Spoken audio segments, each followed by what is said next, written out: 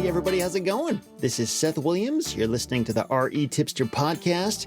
Today, I'm bringing back a guest you may remember from a few years ago in episode 162. It was called Stealth Wealth Strategies from an Undercover Millionaire Land Investor. He goes by JB.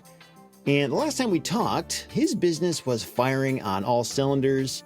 Direct mail was working great, deals were flowing, margins made sense. And like a lot of people back then, it felt like the playbook was pretty clear. This time, things are a little bit different. JB and I recently had a long private conversation, not for the podcast, where he and I were just talking pretty openly about what's not working anymore, the emotional toll of questioning a business that once defined you, and what happens when the strategies that built your success start kind of breaking down. A lot of people are feeling this right now, but very few are willing to say it out loud. In this episode, we're going to talk about what JB is actually doing now and why he's walking away from things he once swore by, and how he's thinking about risk and scale differently, and some of the uncomfortable questions most land investors are asking themselves in private, but never on a microphone on a podcast like this. So this is not a hype episode. This is not a here's the next shiny strategy episode. This is an honest conversation about adaptation and humility and what it really takes to survive when the market stops rewarding the old rules. So let's jump into it. JB, welcome back. How's it going? Seth, it is great to be back with you. You're awesome. I cannot believe that it's been, I think you said 162, 3? Yeah, that was August 1, 2023 was when that last one was published. Wow.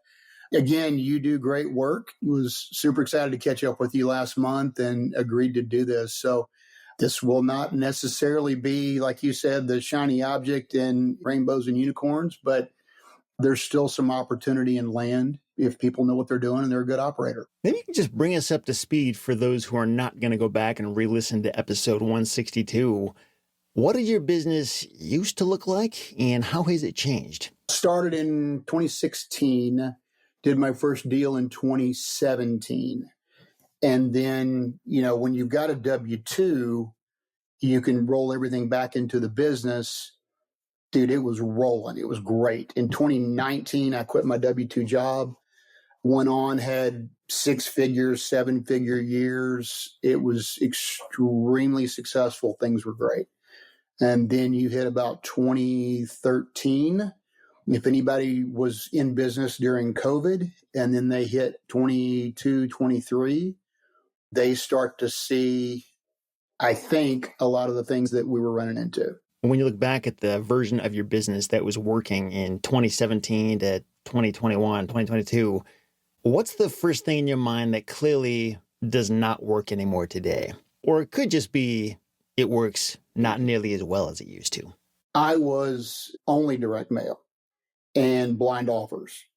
And really my business was built on helping people. What I would do is I'd say, okay, yes, you can send an offer for 40 grand and you can sell it for 100 grand. That would happen. But a lot of what we focused on was I sincerely wanted to help people. So if you had affidavits of heirship, back taxes, liens, foreclosures, judgments, quiet title lawsuits, I would talk to people's financial advisors. Hey, are you for real? Hey, is this a scam? And really sincerely try to help people work through that because what they needed was A, someone with the expertise, B, someone who was honest, who wasn't going to screw them, and C, a rich uncle. Hey, I've got this piece of property. I haven't seen it in 10 years. I want to offload it. I'm tired of paying the property taxes. I don't live in that state anymore, but I've got these issues that stop me completely from conveying it. And they need somebody to come along and write those checks. That's really where my business focused was. You hear about house flippers. They go in and they change the toilets and the carpet and they repaint it and they do the roof or whatever. I rehabbed the paper. If you fast forward to where it is today, we have come into a new and different land investing industry where it is much more mature. It has been kind of found out, and there is a lot more competition. When you and I spoke, you were like, hey, are you interested in being on the podcast? And I said, Seth, I'm happy to do it. they may not want to hear what I have to say. That's exactly why we need you on here. People need the truth. Yeah, as I mentioned a minute ago, today we're talking to two different audiences. One is you're either thinking about getting into this or you just got into it. Or the second audience is you've been doing this a while. And look, I live in a vacuum. I work from home. I'm self-employed. I know some of the other people in the industry, but I don't really talk to them. Maybe it's just me, but everything I kind of hear and read, it's not just me. So those people also, if you're struggling, this might be for you. So we looked at it and said, hey, it's not what it used to be. Coincidentally, the very day that you and I got on the phone, I got an email that morning, and it was sent to my work email address. It was BCC'd to land investors, and it said, 30 of you contacted me recently to buy my property through direct mail or whatever. I'm emailing all of you. What is your bid? I'm out. I didn't even respond. I'm not in business to be in an auction scenario. When you do that, you're not getting value, most likely. The point of the story is that's just kind of the world we're living in now. I've had letters where it's like, okay, I had 52, not an exaggeration. I'm not picking a number. Hey, we had 52 of you guys contact us last year. It's the first of the year. We're ready to sell. Send us your offer. That is not a sustainable business model. Yeah. We have to be honest with ourselves and address that. I've heard this said countless times over the past year, but this idea of you need to treat your land investing business like a business. Like this is not a hobbyist's thing anymore. And it makes me wonder, do you think today's successful land investors, are they competing on skill or are they competing on who is willing to accept the worst margins? Or maybe both. It's all of the above. Okay, so you had an episode, and I'm going to call it famous because I've heard it referred to in other podcasts you've done, where you had a bookkeeper that said 40% of his customers had gone out of business or shut it down. Now, it was a small sample size. I want to say he had 50 or 60 customers, but that is a telling number. You had another recent episode where it was episode 250, where you brought in 5 leading minds in the industry and basically went down and asked them the same questions. This one was good enough that I sat down and I took notes, and I had a different page for every one of those 5 guys. And when you'd ask them a question, I'd write down, so I want to know what, number 1, what does he think? Number 2, what does he think? And I kind of saw some patterns. Of the 5, 3 of them said their business is evolving to subdivide level deals. And the low number was a minimum of 300,000 on the buy side up to about 5 million. And that's where I'm headed. And if you want, we can kind of walk through how I got there and what we're doing today. Marketing, texting, cold calls, RVM, which is ringless voicemail, PPC, which is pay per click. Then you've got direct mail. Within direct mail, you've got a neutral offer, you've got a blind offer, you've got a range offer. And you said you've always ever just done direct mail, or have you done anything else? I tried cold calling. Mm-hmm. I did not get a deal out of it. I contracted with a third-party provider that does that for 90 days. It failed miserably. And there were a lot of promises about, well, you'll get leads and you'll get deals and all that. And one of the problems we've had today, when I say we, I mean the industry. Oh, you'll get leads. Oh, you'll get deals. What is the profit margin of that deal? How many people are doing a double close? If you're new to this, you need to look at that and say, hey, they're going to tell me that I'm going to get leads. They're going to tell me I'm going to get deals. How many of those are double close? Because a double close margin might be 10% or 30%. Well, if you spend a significant amount of money buying data, scrubbing data, mailing data, talking to people on the phone, answering those return calls, all that, for a 10% margin on a double close, I've done one double close in my life. The problem with double close is the margins are much, much tighter and you have no control. What happens if you're about to close and your seller says, oh, my next door neighbor didn't realize I had it for sale and he's going to pay me $10,000 more than you are, and you've already gone through title. You're about to close next week, or you paid to list it on whatever listing service, MLS, land.com, whatever it is. You spent this money, you burned time, you did all this, and you do not control that asset. So for those two reasons, small margins and lack of control, I have avoided double closes. And when gurus today talk about margin or talk about we give you leads and deals, what is the definition of your deal? Like I said before, I sincerely want to help people. I'm going to write a check. I understand the legal structure of all the problems that we have to deal with to help you get this done, to get the title clean, all of that. Today, is it the last guy who called you?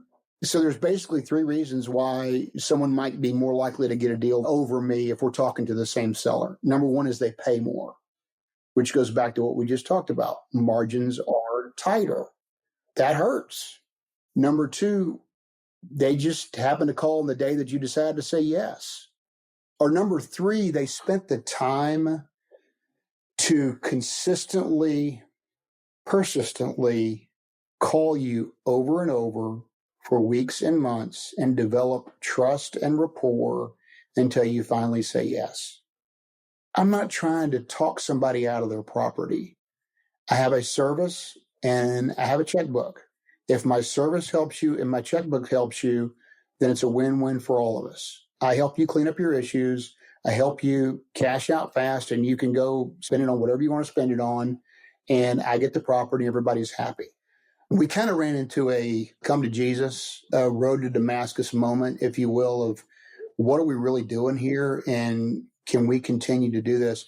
There are people who are doing, let's say they'll pick two marketing channels. It'll be texting and direct mail. And it appears if you listen to podcasts and all that kind of stuff, they are succeeding with that. And I have no doubt of that.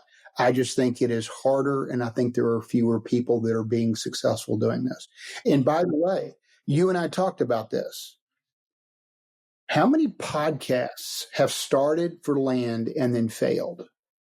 How many gurus have gone out of business? I know you did a podcast one time. The number I want to say was over 50 gurus that were doing this.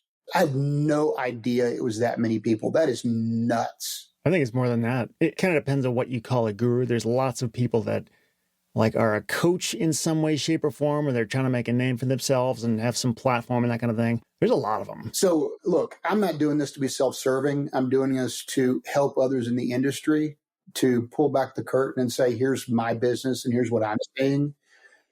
I'm cynical. And the question I always ask is, why is that guru doing this? Are they being magnanimous? Are they being altruistic? Or are they self-serving? And they're selling a service. And so they're going to sell, hey, the money's great. Here's my case study example, my success story of a great client I had, then they making a lot of money and they quit their job. There's no doubt that's true. But I would heavily scrutinize before I would write a check, because why are they doing it? They're doing it to make money. Yeah, for sure. What did the timeline look for you? Like we talk about when things were going great, when we talked in 2023, and my sense is you started to see things working less and less well as we got into 2024, 2025. Sounds like there were just a lot of signs of like increased competition. At what point did you stop thinking like, yeah, this is just a rough patch versus, okay, something is fundamentally broken here? The deals are drying up. And, there's the term ROAS, return on ad spend. How many pieces of mail do you send before you get a deal? And when you see that number increasing from like 2,500 pieces for a deal to 3,000 to 5,000 to 8,000 to 10,000. And then the United States Postal Service has increased the cost per stamp. Well, when you're sending tens of thousands of letters, this impacts you. This makes a difference. Your marketing spend is going up. And yeah, I said, all right, I'm going to go try cold calling. Didn't get anything that I would define as a deal. And so, okay, you're doing direct mail. You're trying, again, it could be neutral, range, blind offer, whatever. This gets painful because you look at your bank account at the end of the month and you've spent 10, 20, 30 plus $1,000 on marketing or more. And what have you really shown for it? Can I ask with the cold calling, this could be enlightening to some people. How much money did you spend on cold calling and like how long did you try that before you just decided, okay, this doesn't work. This isn't going to be the answer for me? Just curious how deep you got into that before you decided to go back to direct mail. I used a land calling service. I hired them for 90 days. As a part of their service, they sold the data to you as well. And I want to say it was $10,000, $12,000. It was not a small number, but I've got budget and I'm willing to try something else because direct mail was slowing way, way down. And the sales pitch was you will get a deal or two a week and you'll get a few leads a day. And I got nothing. I got the same thing you would experience with postcards. Sure, absolutely. I want to sell you my property. It's worth $1 million. Send me a check, when it's obviously not worth that. And, I'd go back to the vendor and say, this is not what you told me. All my other customers are doing great. I don't know why you're not seeing this. And I started asking, let's define what a deal means. And then I started to realize it would be more like 10% margin on a double close. Well, that is not my definition of a lead. That is not my definition of a deal. That is not the business I'm in. And it was, you just need to put them on a ticker where you would call them every week or every month. And then for 6 months, that lead would turn into a deal. No, that's not the business I'm in. Like I said, my business is I bring financial and legal expertise on how the process works, what it takes to get you out of your problem, help you. I'll pay for everything and write a check at the end. That's my business model. So it doesn't benefit me to pursue a $5,000 gross profit calling you twice a month for 6 months. So that was the experience. I asked because I know a lot of people who do only cold calling and they kind of swear by it. It's like the lifeblood of their business because direct mail stopped working for them. And there's probably many different reasons for this. Maybe it has something to do with the agency they're using. Maybe it's their willingness to chase down deals that they otherwise would not have to work as hard for direct mail leads. But it just makes me wonder, how much do you think it hurts you to have the experiences of the good times when things came easier? Like if you got into this today without any past experience, without knowing how much easier it used to be, do you think that would make it easier for you to stomach these harder experiences? Because you're just like, this is just how it is. I got to work harder. Yeah, I do think so, because you literally have to unlearn what you've learned.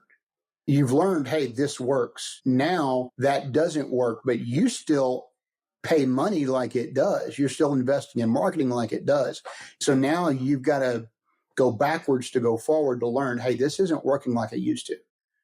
And then I hear, gurus will say, hey, you need at least 2 marketing channels. Again, I'm not saying that these marketing channels don't work, but here's really where we came to, okay? I had 3 choices. Option 1, quit. To set the tone, I literally would make a 7-figure top line profit. I had some great years, Seth. I mean, God bless me, and there were good things happening. And when you see that number in your tax return go down year over year, there's a problem. So option 1, quit. Option 2, I need to stand up a much different organization. I need a team. People who are scrubbing, people who are mailing, people who are maybe pricing if you're doing blind offers or range offers, people who are answering inbound calls, people who are managing a call team, someone handling texting. This takes overhead, headcount, time management. It's not the world I want to live in. I did some soul searching and I looked at it and I said, okay, if you get a blank piece of paper, where would you want to be? I said, okay, I want to be a billionaire. I'm not saying that's the goal, but anybody would say, of course, that's a great goal. But let's say you want to be a millionaire or a multimillionaire, and you certainly want to have freedom. You don't want to work for somebody else. You want to drop your kids off at school. You want to make sure you're the little league coach. You want to have that freedom and security in your bank account. And the boss can't fire you. You can't get laid off. The term RIF. RIF is reduction in force. It's a fancy way of saying you got laid off. Okay, so if you want to be a millionaire, do millionaires sit around and debate what we just talked about? Well, I don't know. There's cold calling. Well, texting might be good. Which of the direct mail should we do? They don't do that. They just go do deals. And how do they find those deals? A lot of times it's on market. And that's what we've evolved to is all my deals are big deals now. And I think if anybody has been in this a while and they know what they're doing and they've kind of saved their bank account and didn't go buy fancy cars and beach houses and all that kind of stuff, just for me, that's what we did. And so that's what we're focused on is buying on market. And that was the change, was buying on market, subdivide deals. And definitions, a minor subdivide is I take it, I chop it up with a survey, I sell the pieces. A major subdivide is there might be zoning involved, platting involved, that kind of stuff. And we're not afraid of doing dirt work, and we're not afraid of running utilities. We know what we're doing. We know what we're talking about. And today we've got close to 5 million in inventory in land deals. And I don't regret the decision, and I sleep better at night. And here's the changes I made was, number one, I fired my data provider. I used to spend a ton of money on data. I don't do that. I fired my VA scrubbing. I don't do that. I significantly decreased mail. So, again, I'm spending 20, 30 grand, sometimes more. Of course, you'd have a month where you spend 10 grand. How did that feel? That felt awesome. I laid off my transaction coordinator. I had someone whose only job was to talk to sellers, answer questions, deal with title companies, do all that. There were no offers coming back. The mail was not working. And so, when I did all of that, I basically stripped out that cost. It felt fantastic. So you said a couple of things there. You said, first of all, you fired the data scrubbing. So you're doing less of that, and you significantly decreased the amount of mail. Usually people decrease mail because they're scrubbing stuff out. They're making their list smaller. So how did you scrub less and decrease mail? Explain that to me. Yeah, great question. So there are 3 data providers. I can name the one that I used to use. I'm not trying to disparage them. They were great. It just the business changed. So I had a national contract with them, spent a ton of money with them every month. I let them go. One of the things that I have found that I like is the land portal. That is a good platform. The land portal buys its data from the exact same data provider that I had. It's the same data. And I got on the phone with that data provider. Again, I won't name them. And I asked the guy, like, hey, dude, you know what the land portal is? And it was my account rep. And I said, you know what the land portal is? He says, oh, yeah. And I said, okay. I've compared the 2 data sets. Your data looks exactly like their data. Are they buying it from you? And he said, well, I can't answer that. And I said, you can't answer that because you don't know, or you can't answer that because you will not disclose. You can neither confirm nor deny. And he said, I can neither confirm nor deny. I said, all right, that tells me what I need to know. So I get the same data, but I don't have that national contract. I mean, I was paying less per record than you get through the land portal, but I do like the land portal. And again, if we're going to only do large subdivide deals, what am I scrubbing for? That means I'm doing a neutral letter that is very professional, very warm, and not in your face, lowball, all that. You have 1,000 acres. I would like to buy that from you. If you're interested, here's kind of my resume. We would love to talk to you. We're serious. We're professional. So there's a limited number of tracts that are 100 acres or 200 acres or 500 acres or 1,000 acres. So now you're not mailing to those all the time, and you're going to do 2,000 pieces every couple of months, maybe. So does that answer your question? Yeah. Well, part of what I'm getting at is you said earlier that you only do big deals now. So what, by your definition, is a big deal? I think you kind of just answered it, basically 100 plus acre tracts of land. Is that accurate? I've always gone by dollar amounts, not acres. So by dollar amounts, what's the big deal? 300,000 to 400,000. That's the acquisition cost? Would be a low end acquisition. I mean, we'll look at anything. If it underwrites and makes sense, sure. I'm just not mailing for $50,000 deals anymore. And then on the high end, I mean, we closed on one in December. It was a little over $2 million on the buy side. Mm-hmm. Okay. And we have the ability to write those checks. We have the banking relationships. We have the equity. We have the expertise. And we'll go anywhere in the country that it makes sense. And that's really our business model today. So the play is to go after these larger parcels, and there's just fewer of those to go around. And there's also probably fewer players who even have the cash to buy those kinds of properties in the first place.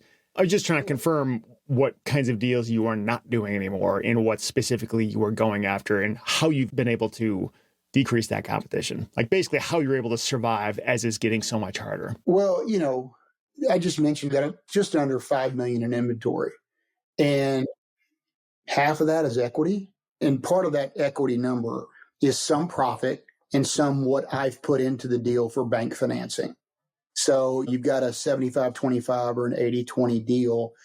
I'm writing a check for $500,000 or $600,000 or $700,000. So some of that is there. But Seth, if it took me the year to sell those, our projection is we make over $1 million. Do you think it'll all sell within a year? Is that a realistic expectation, you think? Well, we took bets as a team. My director of development, who handles all the dirt work and putting in utilities as needed, that kind of stuff. And then the agents that I work with, I'm like, all right, guys, my butt's on the line. I'm the one writing the check. Y'all are just part of the team. When do we think these are going to close? And, they'll usually say in 6 months we'll be out. I'm more like, I think it'll be a year because I have to be conservative. I'm the one who my name is on the loan with the bank. And by the way, my goal was and is to help people in these scenarios. So I'll tell you a story. The deal that we did, that we closed on in December, that was over $2 million. One of the things that I will do that land investors will shy away from, which will help differentiate us from the market, from competition, is if it has a building or buildings on it, we will buy those happily. I have the ability to underwrite them, insure them, fix them, whatever it may be. Well, the one that we closed on in December, the woman was a widow. Her husband had just passed away. And they were doing some improvements to the property. They just added onto the house. This was not expected for him to happen. And he passed away. She said, I'm moving back to be with family. She listed it with a major brokerage. And part of our offer was we toured the property. We met her. We toured the house. We drove all over this thing. It was a massive ranch. And part of our offer was we will pay you this amount of money, but we will also let you live there for free. You have had a traumatic event in your life. We understand this is troubling for you. You will live in this house rent-free until you can move at your pace and your convenience. We're happy to do that. We see what she's going through. And some other investors are going to say, all right, on closing day, you better be out because we're coming. That's not who we are. And I'm happy to help people in those situations. Yeah. Now, how many of these bigger deals are you aiming to do each year? Like how many transactions does this equate to? How much money do I have? That's basically it. And we've talked about doing partnerships, LP, GP stuff, pulling those together. We've worked on that. And we have the ability, we have the expertise, we have the reach, we have the relationships. If you gave me 10 million, if you gave me 50 million, I would go do as many deals as it makes sense for. So don't go buy a deal just to spend money. And B, you've got budget for. And if we can meet those two criteria, we'll do it. That's the go forward plan. So when you talk about making these big uncomfortable moves, like, canceling your data account, letting your VA go, dialing down the direct mail, canceling services that once felt essential, were any of these things hard to shut off, not logistically, but just mentally? Like just letting go of the way things used to be? Like, I just have to use this thing. Like, that's how the business works. It almost feels like losing part of your identity to shut down what used to be an essential service. But I think just psychologically, it's a big shift. I think, to say, no, we're cutting off this thing that we used to rely on. We're going a different direction. Was that hard to say no to any of those things? No, the opposite. Okay. It was a relief, and it was super easy because there's a realization if you want to do 5 million in a year top line and you're buying a $25,000 track, you need 100 of those. That is 2 per week, including the week of Christmas, the week of Thanksgiving. That is 2 per week. That is a team. And everything that I do is super clean. Every line of business I have has its own bank account, its own LLC, everything, and its own P&L. And my CPA audits those, and I have a P&L and a balance sheet every month that they send the financials back to us. And I'm looking at those financials for my land business, and the bank account is going down. The sales are not good. I'm spending more in marketing and overhead than some months I'm bringing in sales. You're waking up in the middle of the night saying, okay, I quit my job to do this, and the ground has shifted under my feet. I've got to figure this out. So your question is, did I feel bad? No. And when I talk about a transaction coordinator, that was an American. So I'm paying American prices for this with paying Social Security matching, all that kind of stuff, paying for data. I'm paying for mail. Prices are going up for postage. I just removed a significant number that was costing me in expenses every month. And I just added a bunch of inventory. Like, you go and you buy a large ranch and you chop it up. And now all of a sudden your balance sheet goes up because if you mark to market, all right, here's what I have it listed at. Now we're going in the right direction. It was like, oh, thank you. This is a relief. I'm out from under the expense, and we've got more inventory, and now we've got a plan. So I think what's going on there, I'm sure you'd probably agree, the reason it was easy to let that go was because it had become a big pain point. And it's easy to chop off something that hurts. I think what's hard to do is to preemptively see it coming before it hurts and get rid of it before it's a problem. Would you agree? Well, and I'm too stupid to see it coming. I am too. I think most of us are. It's very difficult to see that. I'm out in the ocean like, oh, this is great. I'm playing in the waves. Everything's fine. I did not see that tidal wave coming that just bounced me on the bottom of the ocean. That didn't feel good. And then here comes another one. It's like, okay, we kind of need to figure this out or get out of the water. And no, I didn't see it coming. And it's kind of hard, I think, for anybody to see it coming. You got to figure it out and react to it or you're out of business. And that's any business you want to be in. Yeah. I know the thing that everybody used to say, and maybe some people still say it, just send more mail. I know. When you hear that, what goes through your head now? Like, do you think this is a way that people just avoid having to reimagine the business? Like, is it just lazy thinking now to say send more mail? It used to be the answer. The answer used to be just send more mail. Now, what does that mean? That means 2 things. One is either A, just send the same quantity you did last week, last month.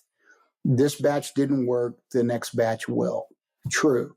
Or send more mail, meaning send more than you sent in the last batch. That typically worked. But now when you're talking about how many people are sending more mail, there is a blizzard of paper out there in people's mailboxes. And I used to be the guy that could come along and say, sure, here's a check for 50 grand. Thanks. Now there's 10 of me in their mailbox on any given week. And I'm exaggerating, but it was a relief to move away from that. And I think send more mail. When I got into this, one of the reasons I sent mail when I ever started was there's no way this can be true. I'm going to send a letter to somebody that doesn't know me, and I'm going to offer them $50,000 for a $100,000 piece of property, and they're actually going to do that. And half the reason I did it was I'm either going to prove this, that I'm right and they're wrong and this does not work, or this will be life-changing. It was the latter. It was life-changing. It was amazing. But now there's so many people sending those things out there. And from the seller's perspective, They have more competition for their property, and the seller's market in their mind typically trails 2 years behind what the market actually is because their data is anecdotal. So what do I mean by that? Well, my neighbor half a mile down the road, he sold his 20 acres for X amount of money. That's what it's worth. Okay. When did he do that? Oh, it was around the time of COVID. That is not the world today. Oh, you're just trying to rip me off. You don't understand what things cost around here. No, the world has changed. So in their mind, it's worth more than it is in a lot of cases, and they have a lot more competition. So when you make offers now and those offers get accepted, what do those offers look like? Is it 50% of market value, or are you having to offer more? Like, what does a successful deal look like? I used to price at about 35% of my found comp. We all do this. You go on, you look, and what are the listings and what's in the area and what's same quality, literally comparable. About 35%. I moved that up to 50 to 60% and still struggling to find deals. You know, I've been doing subdivides for a few years as a side business, but not core business. And then, you know, again, as you study your financials and you look at your deals, you start to realize I'm making more money over there and working a whole lot less than I am over here with what I used to be doing, sending direct mail. And again, I tried cold calling. That didn't work. Okay, we got issues here. You know, you go where the most profit is, and it was subdivides. So to answer your question, we price higher. I would probably say 50 to 60%, and we still struggle with those, finding them. Do you ever offer even more than that? And if so, like, what has to be true for that deal to work? I mean, you'll find this interesting. A couple of times I've said, screw it. I'm looking for a subdivide. I'm going to send a blind offer at full price. A blind offer, full price, but they're large subdivide deals. I got either people mad at me or silence. I got 0 deals and I was at full price. I knew what the market was and I got nothing. That was a couple of years ago. And so you're constantly A/B testing on your marketing. We'll try this, do this, try this. What is the number one major hurdle when you are calling, texting, emailing, whatever it is, mailing people? What is the number one hurdle? I believe the first number one hurdle is, do they want to sell to you at all? Do they want to sell at anybody at all? Now think about that. I did 1,000 texts, 1,000 cold calls, 1,000 direct mails. Pick a number, 90, 95, 98, 99% of them don't want to sell at all. If it's an on-market deal, we have removed that hurdle completely. Because that's one that I struggle with is I don't want to convince you to do this. I'm not trying to con you. I know if you list it with somebody, I can underwrite it. I can see the numbers. There's value versus price. Here's what you think the price is. Here's what I think the value is. Here's what I think I could do with it. Here's what my cost would be for development. Boom, let's roll, because I know you are a willing seller. And way over 90% are not a willing seller to begin with. And we're just wasting marketing dollars chasing those. Could the strategy very well be just make offers to on-market properties on the MLS and just skip direct mail altogether? I don't know. I would say there's 2 things there, FSBO and AI. FSBO, FSBO, for sale by owner, for people that are new to that term. There are times when people will go for sale by owner and they'll drop it on Zillow. And they're kind of ornery and nobody can tell me what to do. I'm smarter than everybody else. And you could sometimes find an on-market deal with a for sale by owner. So Redfin, Realtor.com, Zillow, probably not Land.com. You could potentially find some there, yes. The second is AI. If there's somebody out there who can figure out how to scrub MLS, scrub Land.com, and pull the delta of here's this listed and here's what it's worth, here's what the market's going for on closed deals, those 2 would be, I think, approaches. The problem is, can you build a repeatable, dependable business model? Your thesis is, I'm going to find for sale by owner on Zillow. Can you support your family doing that? I don't know. Is there enough there? Can you support your family just finding through AI online stuff? I don't know the answer to that. Well, as you've had to pivot and change things, and you basically just come to this realization that the way things used to work isn't working that well anymore. How hard is it emotionally to question a model that once made you very successful, especially when your identity is wrapped up in being, I'm the successful millionaire land investor. Like, I know what I'm doing. I'm confident in this space. To suddenly like, I'm not. I don't know what I'm doing. I have to totally rethink this. I know there's the side of it like, I'm rethinking this because I have to. But the other part is just like, I don't want to let go of who I am or who I was. Like, tell me about your thought process with that. I think I said it in our first podcast, and I'll say it again. I'm not the smartest guy in the room. I'm not. There's so much that I don't know. So because I have that self-deprecating, sincerely humble, like there are people way smarter than me doing this, question everything all the time. And it is okay to be wrong, because the goal is not to be a guru. The goal is not to have people look at me, look how smart I am. What is the goal? The goal is freedom. My goal is freedom. Money doesn't buy happiness. Money does buy freedom. If I want to not get up tomorrow, I don't get up tomorrow. If I don't want to go drive in traffic tomorrow, I don't do that. So if that is your goal, then you work backwards from there. So you have no problem saying, I admit I'm not the smartest guy in the room. I admit that it's okay that if I make changes, my goal is freedom. There's no one defined path to get there. There's no one market niche or one marketing approach. Figure it out. And remember, again, there's times I'm waking up in the middle of the night like, this is not working. We got to pivot. And we basically studied our business retroactively. We went from a forensic accounting approach. Let's look backward. What is working? Let's identify that. And it was subdivides. I don't think I'm saying anything that the smart guys out there don't know. You know, like I said, you had episode 250, 3 of the 5 guys, that's what they're doing. That's where they're headed.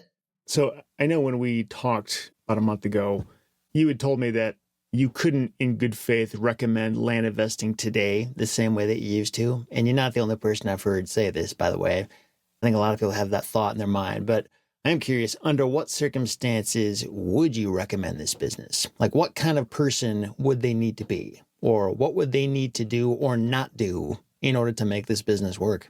Again, what is our goal? Our goal is freedom, and we don't necessarily want to be a land investor. We want to be an investor. I love land, and that line of business for me will never stop. But I think it was you. Go back and listen to episode 250. A lot of value, really good. I don't know if it was your question or one of the guys made the comment of, if you had 30 to 50 grand, where would you put it today? Well, first of all, that's a lot of money. Most people can't scrape that together today. So you're telling me the table stakes to get into this business is $30,000 to $50,000? Really? My comment to someone would be, if you've got 30 to 50 grand sitting around, and we can talk about the things I would ask a guru before I would buy into that. Maybe you take 30 or 50 grand and you have a career change and you go sell real estate. And you say, I'm going to live on 30 to 50 grand. I'm going to learn the industry from the inside. And I've got that amount of money for 30 grand at 5 grand a month. I can live for 6 months until I get a couple of deals and get rolling. One of the brokerage houses that I work with, that broker started out selling land in the 80s. He's probably worth over $100 million today. I mean, he has a multi-thousand acre ranch. I mean, this dude is rolling. He's one of the top guys in the industry. Are you in land? Are you selling land? Are you investing in land? Yes, all of those things are true for him.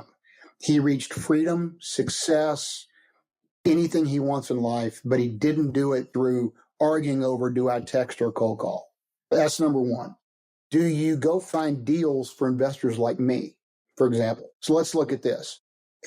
If I spend $5,000 in marketing, that's data, mail, or cold call and or texting, that's a VA, that's whatever it is. I spend $5,000 and I find a deal that I buy for $6,000 and I sell it for 10. That's a good margin, right? I bought it for 6,000, sold it for 10. We're talking Desert Squares, Maricopa County, whatever. I spent $5,000 in marketing to net $4,000 in profit. Is that worth it? That is not a sustainable business model.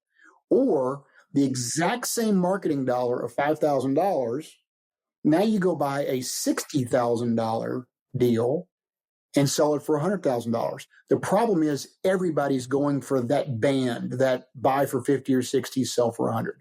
So maybe you bring in deals for other investors. Maybe you question, hey, I want to be invested. Maybe it's not land. Maybe it's an SBA loan and you go do contractor garages or self-storage, which, you and I are both in self-storage. And two others, I'm a neophyte and an idiot when it comes to AI. So the goal through marketing, cold call, direct text, is to find deals. Can you use AI to figure out how to find deals in a different way? Again, either things that are FSBO or things that are on market. The other one, you had a guy on one of your episodes, I thought it was an interesting concept. He's basically doing mobile homes, and you're hearing that more and more today.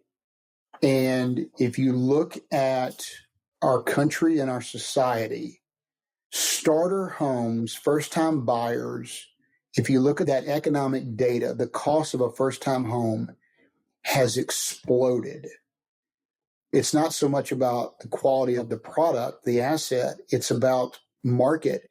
And your first home could be $400,000, $500,000, $600,000. Most 20-something-year-old people today cannot afford that, but they might be able to afford a mobile home. Now, as near as I understood it, you can't go buy 10 acres and drop a mobile home on it and give it septic and all that, because it kind of kills the numbers. But if I'm a mobile home dealer and I make 20, 30% on the mobile home, I can pretty much buy the acreage on market. I buy an acre or two that's already zoned and I get it for 90% of list price, and I drop the mobile home on there and I make 30% margin on that. Now you got a deal. Now you got a plan. That's not something I've gotten into, but believe me, I did some soul searching and asking the same question you're asking me now. And it's hard for the person who's sitting in their car right now listening to this on their drive to work, flipping between podcasts of different gurus selling their coaching and their program and their tools and their data and everything else, who have their next case study of, here's my success story. There are people doing it. I just would be really careful. I would question everything. I would make sure you got enough money to lose, because you're going to spend some money up front on marketing. And the first deal I ever did, it took me almost a year to figure out pricing, and I paid $10,000. I sold it for $25,000. So I knew when I purchased that $10,000 track, I was willing to lose that amount of money, and I viewed it as if I were purchasing a stock that goes bankrupt. I took some money from my investment account and I said, okay, just view it like a stock that you've lost. You gain and lose money on stocks. That happens. Okay, great. That's the way I looked at it. But it's harder. I think if I were advising my son, like, what would you do? I think it'd be more likely to go learn from someone that's been doing it like me, like some of the others, maybe bring them deals and shadow them, because that's where the deal is today. It's in the larger subdivides. And you could have success in mail and all that. Are you going to continue to have that success a year, 2 years, 3 years, 4 years down the road? Are you willing and able to stand up that team, pay for those people, chase those deals? I don't know. So when we talk about your revised strategy of going after these larger deals now, what do you say to people who hear this strategy and they think, well, yeah, that works for you, JB, but only if you already have money like you do? That's fair. I didn't start out doing multi-million-dollar deals. I needed two things. I needed to grow my stake. You go to the casino or the poker table and you've got your stake. I need to grow that. And I need to learn enough. Gordon Gekko said, a fool and his money are lucky enough to get together in the first place. And people are going to lose a lot of money, and you got to be darned careful of what you're doing. So you need to learn. How do you learn? You can pay a guru, you can spend marketing, or like I said, you can go work in real estate, shadow a big player. I'm not saying that's the only road, and I'm not saying that any of these marketing channels we've talked about are bad. I'm just saying it's a lot harder. And if direct mail was still killing it like it was 5 years ago, I'd still be doing it. So it sounds like the answer is start small, grow your stake, and then eventually you will have the money. Yeah. So let me help the new person. What would I do? Go be a real estate agent in land.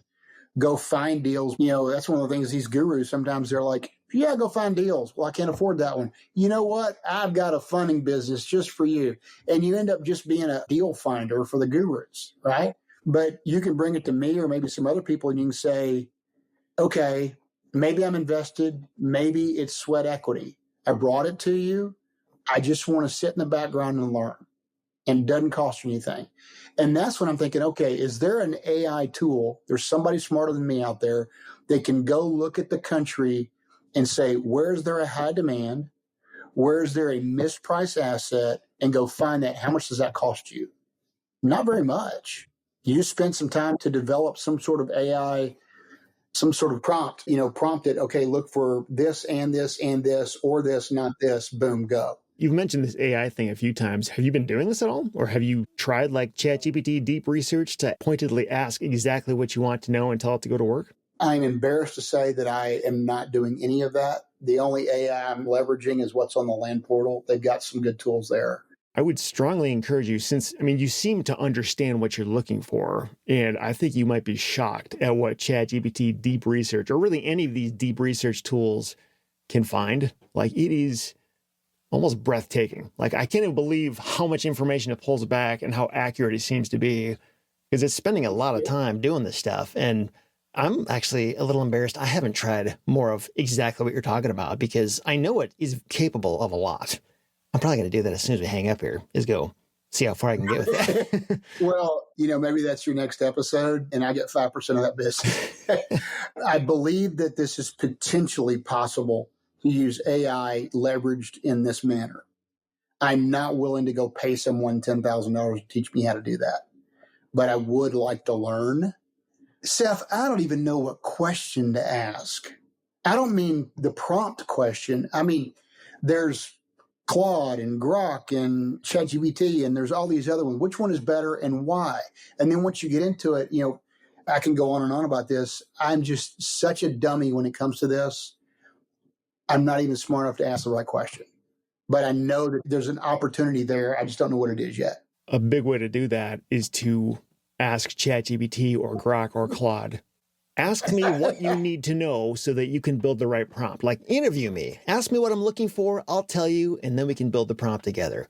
So like, I'm with you. There's tons of stuff that I've built that like, I don't know how to build it, but I kind of have this vague idea what's in my mind. Maybe AI can help me bring more clarity to this, and then we can build it.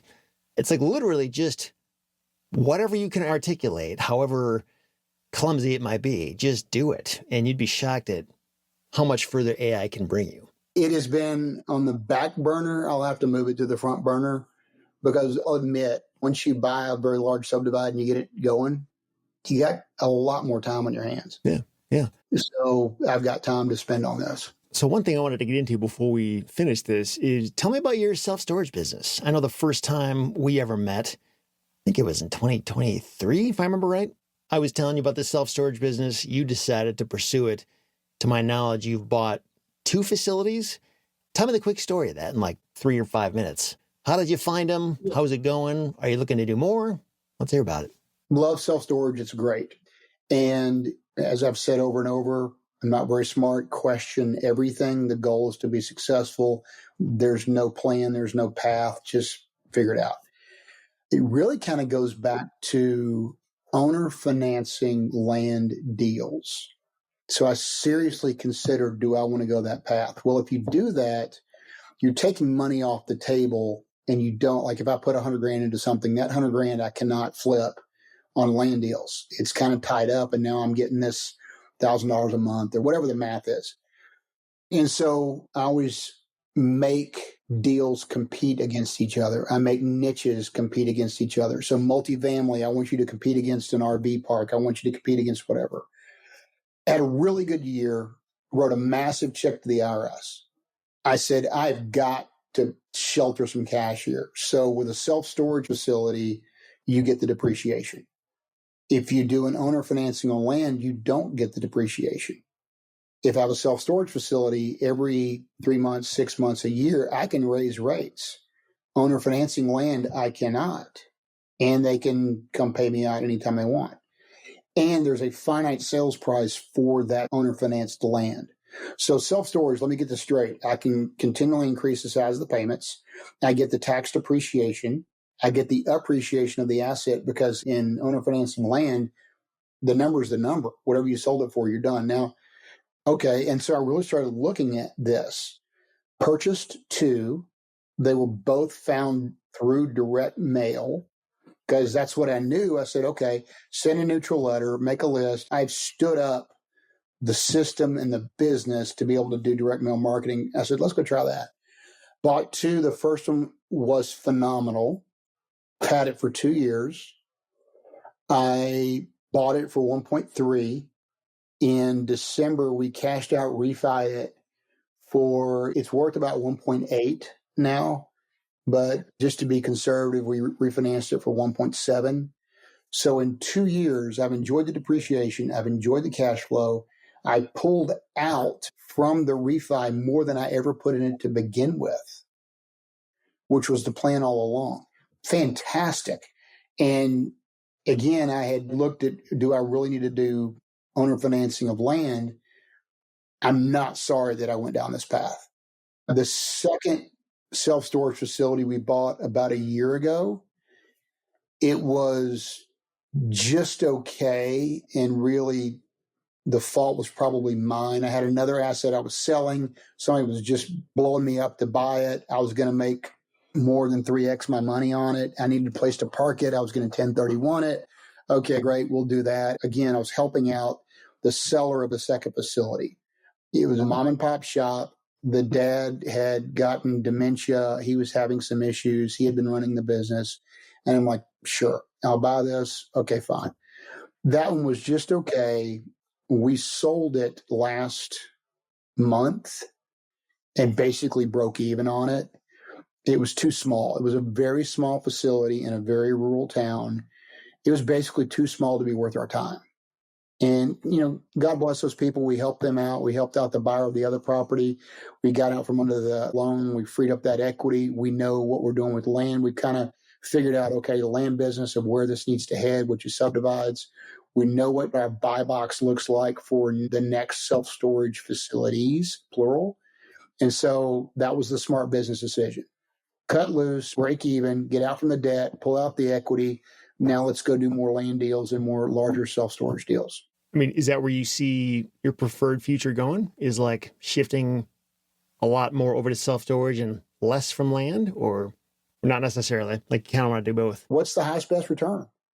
You tell me the one where I double my money, and you tell me the one where I make 10% of my money, and I'm going to tell you, I'm going to pick the one that doubles my money. Would you rather double your money once or do 10% year over year for the next 30 years? Your question is posed that I only get to double my money once, then no, I'll take the 10% for 30 years. But the question is, can you have a sustainable, repeatable business model where you can double your money? The ranch we just split up, we're going to more than double our money. We're going to kill it on that one. That is awesome. Let's pick a number. You pull out $1 million in profit. Now you've got some budget to be careful for 6 months until you find really the right one. I think the realistic, truthful answer to you is all of the above. You give me $2 million. I'm going to take $1 million and go buy a $2, $3, $4, $5 million land deal, or 2 or 3. And then I'm going to take $500,000 or $1 million and go buy a self-storage facility and do both at the same time. Yeah. They both have benefits to the business. It's really interesting, this conversation, because some people make tens of millions from real estate, hundreds of millions from it, not because they're working that much harder, but because they're just having different conversations and thought processes every day. We were talking about how, a massive developer has very different thoughts and conversations in a different normal day's work from like a land flipper who's working on small rural flips. It makes you wonder, are there ways that you could fundamentally change your normal to fight bigger or more important and more profitable battles each day? Well, like I said before, the conversations that those multimillionaire people are having, are they debating texting versus cold calling? Maybe, but just at a much larger level. They're not. Now, they might have an employee in their business that's having that conversation, but it's not them. I get up every day and I question everything. Am I doing it the right way? Is there a better way to do it? What is the best, highest, most efficient return on my time? Am I making $10 an hour or $1,000 an hour? What is the best return on my time? Because that's the most valuable asset. I'm giving you a terrible answer, but I would love to have those conversations. And so now, do you just do more $1 million ranch subdivides? Or do you do major subdivides? So you go into, I don't know, Indianapolis, and there's a hot suburb of Indianapolis, and you buy some acreage and you do quarter-acre lots, and there's 2,000 rooftops, and you put in all the infrastructure and you make a killing. Maybe there's a risk reward on that. It takes more time, takes more capital investment. It takes a really sharp pencil on underwriting, because you can go bankrupt doing that. I've worked with developers in the past that I've partnered with, and, they've kind of rolled their eyes before I got into land.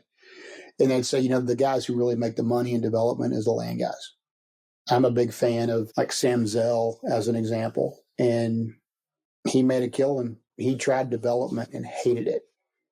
Great book, Am I Being Too Subtle, by Sam Zell. Go read that. And he basically said he got burned on development. I think it was a Vegas casino or some hotel. And he's like, I'm never doing this again. And he just said, I'm going to buy on-market deals that are mispriced. And I'm going to be so big that there are very few people they can call to write that check. And I'm going to go do it. And I can already I see the asset. I see the market, both geographically and the market meaning demand. And that's how he made his money to become a billionaire. You had mentioned earlier that as things started to change, one of the options of what you could do was quit. I'm wondering, did you ever think about quitting land flipping as things started to change? Or what would have to be true for you to walk away from land entirely? Not out of failure, but just out of clarity. No, I don't know that I would quit. I loved land. It's been extremely lucrative. I know when you buy right, the returns are amazing. You also said that it's not about being a land investor, it's about being an investor, right? So, I guess the math would have to stop working. Yeah. But again, when I retrospectively looked at my business, the math still worked. Okay. Where? Subdivides. If somebody wants to sell me a piece of property for $50,000 today that I know I can list tomorrow for $100,000, I will do that. All of us will do that. It has become much, much harder to find that seller and get them willing and able to sign the closing docs. And, as I've mentioned on here, if you've got 10, 20, 30, 40, 50 land investors contacting the same seller, you got a problem. Any business, service or product, you have to constantly change and question. And, there's two different things. Are you doing this as a side hustle and you love being a dentist or whatever it is you do for a living? Great. Or do you make your living as an investor? And I joke with people all the time, I don't gamble. I don't sports gamble. I don't go to casinos. Why not? I gamble at my desk every day. I risk capital to hundreds of thousands of dollars. I risk my family's future every day.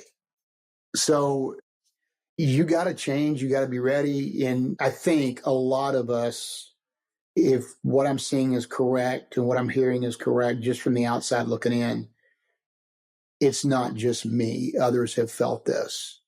And so if you're listening to this and you've been in it a while and you've felt the struggles, it's not just you. If you're successful and you have no idea what I'm talking about, God bless you. Good for you. If you're a new person, buyer beware, caveat emptor. Make sure you understand what you're getting into when you get in with a guru or buy a program or whatever, because it's not as easy as it used to be. That was other thing you mentioned earlier, questions you would ask of gurus or... Yeah, I wrote some things down, I was preparing for this. When you and I spoke a month ago, you had a great comment. You said, when was a coaching course written? Was it 5 years ago? Was it 5 days ago? And there's a bunch of questions I would ask gurus, like really critically thinking. When was it written? And I kind of use like, okay, within the last year, that's good. But use AI as maybe a BCAD kind of marker. Okay, but was it before AI or after AI?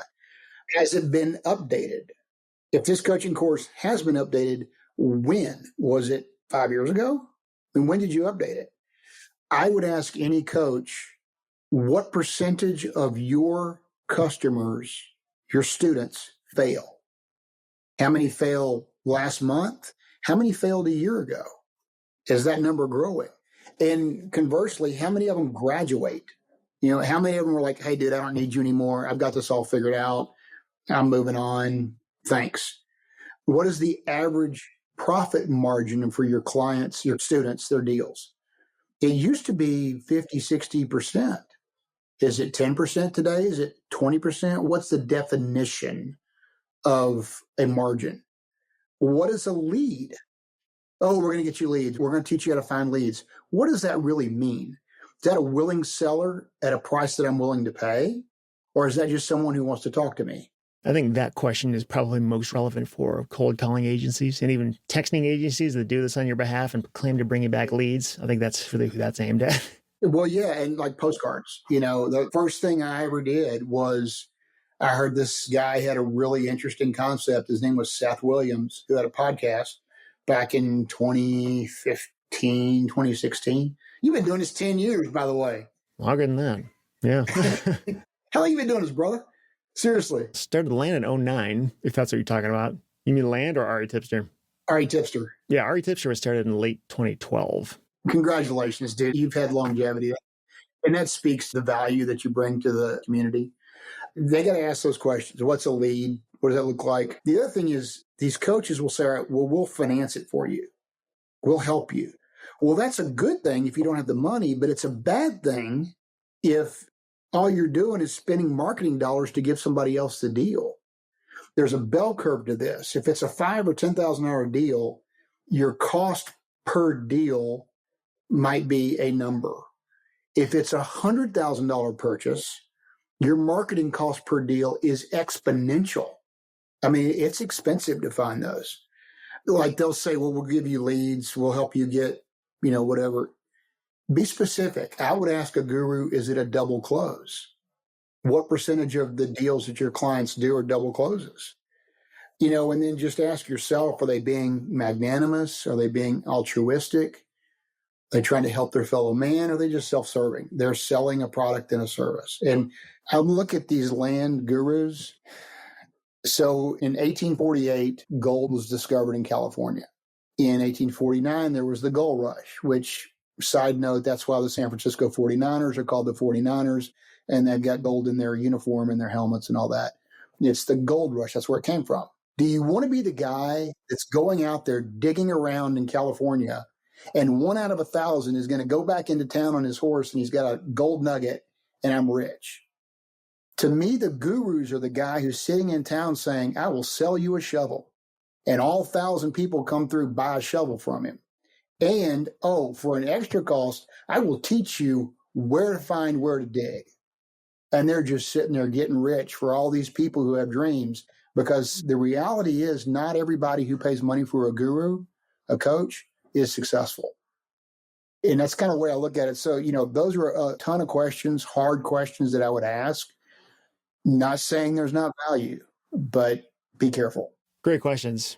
I think if you were to seriously go out there and ask a guru that stuff, I think to several of those questions, they won't have the data because they don't keep track of who finished the thing and how are they doing and what are their margins and all this stuff. It's impossible to keep track of all that.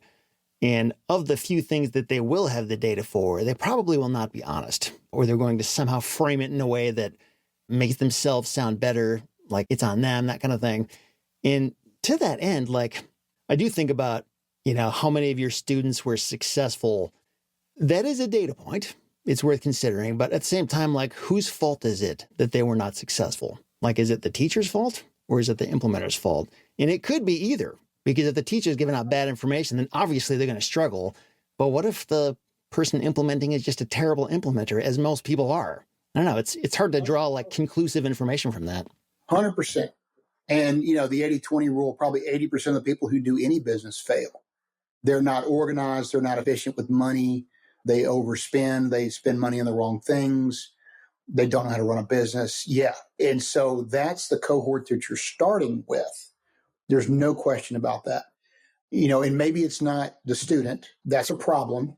Maybe it is or is not the coach. Maybe it is or is not, like, direct mail is not working like it used to, but they're still selling direct mail, right? But the interesting thing is, whether or not the student is successful, the guru still makes money. Your shovel seller analogy, I've heard that before. It's a good one. There's nuance to that too. Like, is there value in being able to buy a shovel? Absolutely. 100%. Yeah. So like, just by nature of the fact that somebody is selling the shovel doesn't inherently make them evil or wrong, or like, yeah, Yes, you're a swindler. But if that shovel seller is knowingly telling people stuff that they have not verified themselves, or maybe they even know it's wrong, but they don't care, they can still make money, that's when I think you're getting into that villain territory. I'm not at all saying that these gurus are evil. I'm not accusing anybody of anything. I'm saying they make money whether you're successful or not. And the sales pitch is going to be, look at all my successful customers. See, I had one on my podcast. I know you add value. This is not a sales pitch for your stuff. You know what you're doing. But students just need to be careful. And to go back to your question on the majority of the students, they're not cut out for this to begin with. You start asking all these questions, and the guru, conveniently the coach, doesn't have the answer to it. What they do have the answer to is, how many of your customers, your students from 3 months, 6 months, a year ago are still with you? They're still paying you. And if they have dropped off, is that because, use the term, they graduated? You've got a great relationship with them. You talk to them on the phone. Maybe you're partnering doing deals, whatever. Or is it because they just dropped out and they got frustrated? They couldn't afford it anymore. The coaches have that data. Well, I would think the sign of a successful coach is if their people are not paying them anymore. Like, you shouldn't still need me to function in the real world. 100%, 100%. But the coach will know that. I've had 10 people or 100 people, whatever their number is, who have graduated, and I still talk to them, or I know why they left. I know their website. I know they're doing business, versus the people who there was a couple of very difficult conversations that the guru and the student had, where the student says, this isn't working, and they finally stopped paying. And life happens. You have a baby, or you change jobs or something, and you just can't spend time on it anymore. But again, those are just the questions that I would ask, and be really careful. I don't know what coaching costs these days, but beyond the cost of the coaching, it's the cost of the marketing and standing this up.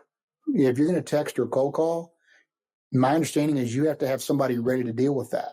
If you've got a regular job, who's going to handle that? That's an expense. Yeah, I almost think there's a ton of value, whether you have a coach or a course or not, whatever it is. There's a ton of value in getting a lot of your information from people who are not coaches and don't have anything to sell. Like, they're just real people in the trenches with you. Maybe they're doing something a little bit different than you are, but like, you can just kind of keep your ear to the ground and hear like, okay, what's working for you over there? Because maybe there's something I can glean from that. Tons of value in that. And I think part of that is masterminds, going to events like where you can actually rub shoulders with real people and have real conversations, and not just what you might hear from your favorite podcast or guru, Yeah, well, at the land conference you and I went to, they stopped it. They rebranded, refitted, relaunched, and I think they're doing something a little bit different now with less land. There was another one that doesn't exist anymore. He shut it down. All that's true. And I've had people contact me on our last podcast a few years ago. I gave out my email address, and I had people email me. And coincidentally, I have a call this afternoon at 4:30 with a guy that I used to work with in my corporate job, who reached out to me on LinkedIn looking for investors.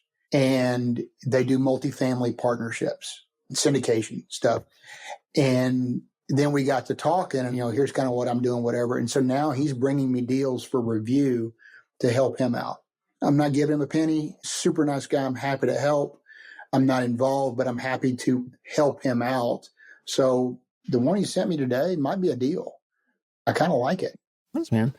Well, JB, thanks for talking again. If people want to connect with you, again, you don't have to give anything up. I know we're calling you JB for a reason because you don't want to put your name and face all over the internet. But if somebody wanted to connect with you somehow, is there a way they could do that? Yeah. I figured out for myself a long time ago that I'm pretty introverted and a loner. I don't need attention. I don't need to be on Instagram and all that. But a couple of ways. So the website for my company is bcpland.com. So that's Bob Charles Paul Land.com. And it's set up in the classic way you would of here's an FAQ and here's if you've got a deal, being able to fund deals, there's a component there. And the email address is service@bcpland. The other thing I tried to do just to add to the community, I just did it for fun. And if I can help people, great, is they can follow me on Twitter. So it's America Land Bearing. And to be clear, you take the word American, you remove the A and you get the redneck version of America. So it's at AmericaLandBaron.com. I'm going to link to that along with your website and several other podcast episodes we mentioned in this conversation in the show notes for this episode, which is going to be at REtipster.com/260, because this is episode 260. JB, as always, great to talk to you. Glad you're still doing well, even through all the changes over the past few years. And hopefully we can do this again and check back in at some point and hear how things are going. Yeah, I'm happy to do it. And one thing I would add, thinking through this, you were talking about what can people do to start out. I'm to the point now where I would partner with people. I would put together partnerships with bring in investors. I would pay finder's fees.